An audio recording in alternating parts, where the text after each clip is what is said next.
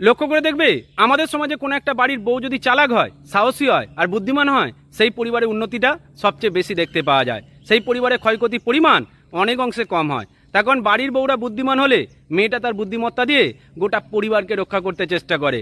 কোনো একটা পরিবারের স্বামীটা দুর্বল হওয়া সত্ত্বেও যদি বাড়ির বউটা সাহসী হয়ে থাকে, মেয়েটা তার সাহসিকতা দিয়ে সর্বদাই স্বামীকে বাঁচাতে চেষ্টা করে। কিন্তু কোনো একটা পরিবারে যদি স্বামীটা শক্তিশালী হয় আর বাড়ির বউটা দুর্বল হয়, দেখবে সেই পরিবারে বাড়ির মেয়েটাকে, বাড়ির বউটাকে সারা জীবন ধরে কাঁদতে হবে। কারণ স্বামীরা চালাক হলে স্বামীটা তার চালাকি দিয়ে সর্বদাই বউকেই জব্দ করতে চেষ্টা করে। স্বামীটা শক্তিশালী হলে তার শক্তি সবসময় সে তার বাড়ির বউটাকেই প্রয়োগ করে। বাইরের কাউকে মারতে পারুক আর না পারুক, বাড়ির বউকে ধরে মারার জন্য ওই স্বামীটা সর্বদাই প্রস্তুত থাকবে। সুতরাং মেয়েরা যেটা পারে, ছেলেরা সেটা পারে না।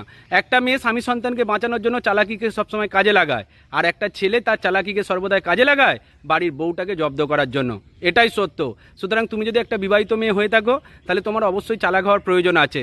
আর তোমার স্বামী যদি তোমার থেকে বেশি চালাক হয়ে থাকে, তাহলে তুমি মার খাওয়ার জন্য প্রস্তুত থেকো, কারণ তোমাকে মার খেতে খেতে জীবনটা শেষ করতে হবে। এটা বাস্তব সত্য। ভালো থাকবেন প্রত্যেকে।